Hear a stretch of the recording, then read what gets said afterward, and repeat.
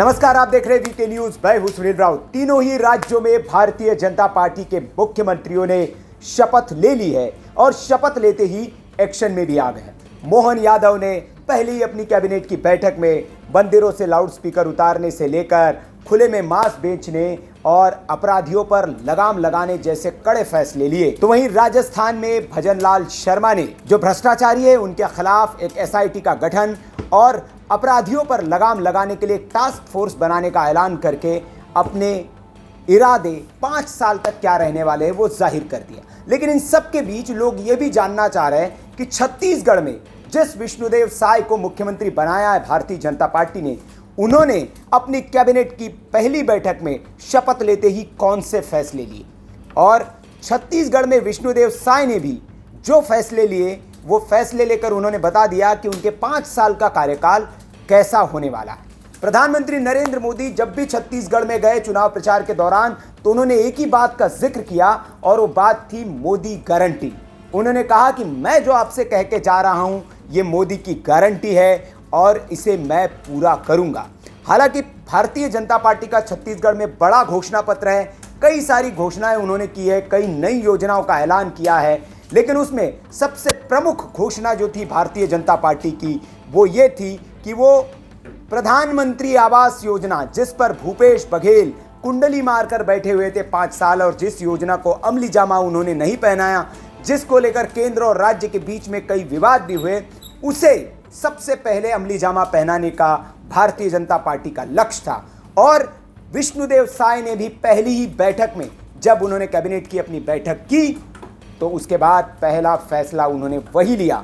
18 लाख जो निराश्रित लोग हैं, जो 18 लाख जो बेघर लोग हैं, उनको प्रधानमंत्री आवास योजना के तहत घर देने का उन्होंने पहला ऐलान किया। जी हां, और वीके न्यूज़ ने भी आपसे कहा था कि पहली बैठक जब होगी तो प्राथमिकता अगर छत्तीसगढ़ सरकार की कोई होगी तो यही होगी कि जो प्रधानमंत्री आवास योजना जो लटका कर रखी गई इतने दिनों तक, और जो आवास लटके हैं, केंद्र की ओर से जो स्वीकृत आवास लटके हुए थे, राज्य की ओर से जो निधि थी उसके मंजूर ना होने की वजह से, वो पहली प्राथमिकता रहेगी और विष्णुदेव साय ने भी यही किया। छत्तीसगढ़ में गुरुवार को जो नवगठित सरकार है उसकी पहली कैबिनेट की बैठक हुई महानदी भवन में और इस मंत्रालय में हुई बैठक के बाद एक प्रेस कॉन्फ्रेंस की विष्णुदेव साय ने। उसमें आपके अरुण साव साहब जो उप मुख्यमंत्री है, विजय शर्मा, वो भी उनके साथ थे और इन तीनों ने ही बैठकर, क्योंकि अभी मंत्रिमंडल का विस्तार हुआ नहीं है, तो पहली बैठक में ये 2 उप मुख्यमंत्री और मुख्यमंत्री थे और इन्होंने जिन फैसलों पर मुहर लगाई उसमें 2 बड़े अहम फैसले हैं। पहला फैसला तो है कि उन्होंने घरों के निर्माण के लिए जो 18 लाख प्रधानमंत्री आवास योजना के तहत जो घर बनने हैं उसके लिए जो धनराशि आवंटन रोक रखा था भूपेश बघेल सरकार ने, उसे आवंटित करने की मंजूरी दे दी। और उसके अलावा साथ ही साथ उन्होंने दूसरा जो फैसला लिया, और इस पहले तो फैसले की उन्होंने जानकारी प्रेस कॉन्फ्रेंस में दी और उन्होंने कहा कि आवास जो लोगों को नहीं मिले उन्हें देने का हमने फैसला किया है और जल्द से जल्द इन आवासों को बनाकर इन जो पात्र लोग हैं उनको हम देंगे। उसके अलावा उन्होंने कहा कि जो हमारा चुनावी वादा था वो उसे हम पूरा करेंगे और उन्होंने एक और जो पहला वादा उसे इन्होंने बताया हम पूरा करने जा रहे हैं। और दूसरा साथ ही साथ उन्होंने एक और वादा किया था कि जो धान का बोनस होता है वो एकमुश्त देने का वादा किया था।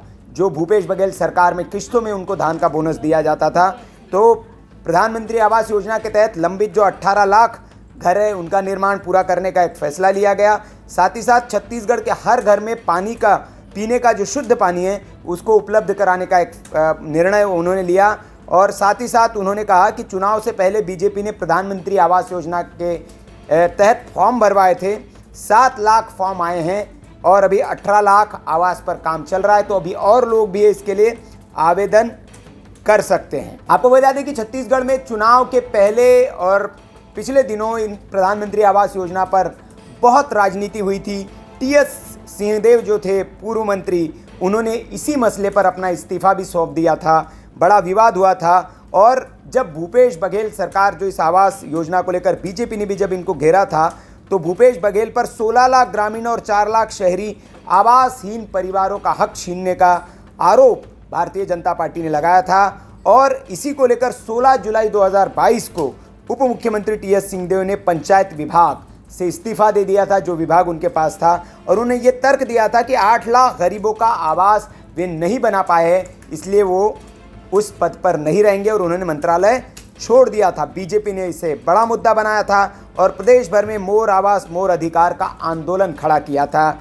भूपेश सरकार के सभी विधायकों का घेराव करते हुए विधानसभा घेराव कर आंदोलन को एक बड़ा रूप भारतीय जनता पार्टी ने दिया था और ये बड़ा मुद्दा चुनाव में था। और इसके साथ एक जो दूसरा फैसला लिया है मुख्यमंत्री विष्णुदेव साय ने कि 25 दिसंबर को अटल बिहारी वाजपेयी की जयंती के मौके पर उसे सुशासन दिवस के मौके पर छत्तीसगढ़ में उसे मनाया जाएगा और किसानों को जो 2 साल का लंबित बकाया बोनस है धान का वो दिया जाएगा। ये एक बड़ा फैसला इन्होंने किया और एक मुश्त दिया जाएगा। ये उन्होंने कहा है कि 3100 रुपये में धान की एक तो खरीदी होगी जो पहला वादा किया था और एक मुश्त भुगतान दिया जाएगा। जो 2 साल का लंबित भुगतान है वो भी भारतीय जनता पार्टी की सरकार जो है वो करेगी। आपको बता दें कि भूपेश बघेल सरकार जो आप कहेंगे कि पीएम आवास योजना के तहत क्यों उन्होंने स्वीकृति नहीं दी थी या क्यों आनाकानी कर रहे थे, तो उसका बड़ा कारण ये था कि प्रदेश में जो 18 लाख कुल आवास जो स्वीकृत थे केंद्र की ओर से, उसमें 75,585 हितग्राही केंद्र की सामाजिक आर्थिक जाति जनगणना 2011 की स्थायी प्रतीक्षा सूची ग्रामीण में दर्ज है। इस सूची में 2016 से 23 तक कुल 11,76,146 पात्रों को आवास की स्वीकृति मिल चुकी है। इस प्रकार स्थायी प्रतीक्षा सूची 6,99,439 लक्ष्य प्राप्ति के लिए शेष है। केंद्र सरकार ने 21-22 के लिए आवंटित 7,81,999 आवासों के लक्ष्य को राज्यांश नहीं मिलने, राज्यांश मतलब जब प्रधानमंत्री आवास योजना या कोई भी केंद्र की योजना होती है उसमें एक हिस्सा केंद्र सरकार देती है और एक हिस्सा वो तय होता है। किसी योजना में 25%, किसी योजना में 30%, किसी में 40%, किसी में 60% तक होता है। तो राज्य को अपना हिस्सा देना होता है, वो नहीं दिया था। उसकी वजह से केंद्र सरकार ने ये जो आवंटन थे ये सारे के सारे वापस ले लिए थे और इस वजह से ये सारा विवाद चला था। लेकिन ये मुद्दा भारतीय जनता पार्टी ने बड़ा इसको चुनाव में बनाया और इस मुद्दे पर भारतीय जनता पार्टी को बड़ी जीत भी मिली वहाँ पर। और उसके बाद जब मुख्यमंत्री ने पहले शपथ ग्रहण लेने के बाद पहली कैबिनेट की बैठक की तो पहले उसी फैसले पर मुहर लगाई कि जो गरीबों के आवास है जो लंबित है उनका राज्यांश सबसे पहले उन्होंने स्वीकृत किया और उस पर अभी काम शुरू हो गया। तो इन 18 लाख लोगों को अब घर मिलने का रास्ता साफ हो गया। साथ ही साथ किसानों का जो 2 साल का लंबित बोनस पड़ा हुआ है वो भी राज्य सरकार की ओर से 25 दिसंबर के दिन अटल जी की जन्म जयंती पर वो किसानों के खाते में चला जाएगा। तो ये जो 2 बड़े ऐलान हैं ये विष्णुदेव साय ने किए। इस खबर पर आपकी क्या राय है कमेंट करके हमें ज़रूर बताएं। वीडियो अच्छा लगा हो तो लाइक करें, शेयर करें और ऐसी खबरों के लिए आप देखते रहिए वीके न्यूज़। नमस्कार। वीके न्यूज़, राष्ट्र के नाम।